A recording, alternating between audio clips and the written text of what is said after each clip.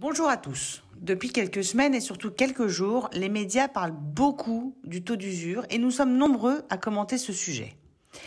Je vais tenter de vous expliquer de quoi il retourne. D'abord, le taux d'usure, c'est quoi? C'est le taux maximum, tout compris le fameux TAEG auquel les banques ont le droit de vous prêter. Impossible de le dépasser, c'est carrément illégal.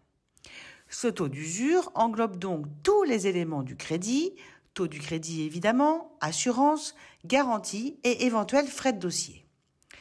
Donc évidemment, il faut qu'il y ait un peu de marge entre le taux nominal, c'est-à-dire le taux du crédit tout seul, et le taux max incluant l'ensemble des garanties et assurances.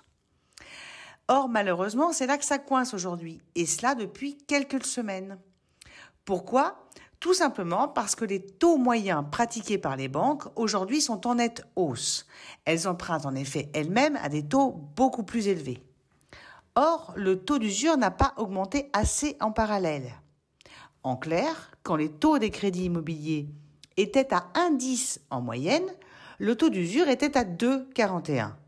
Or, aujourd'hui, alors que le taux moyen est compris entre 1,80 et 2%, soit une hausse de 0,70 ou pour être plus juste 70 points de base, le taux d'usure sur la même durée est de seulement 2,57.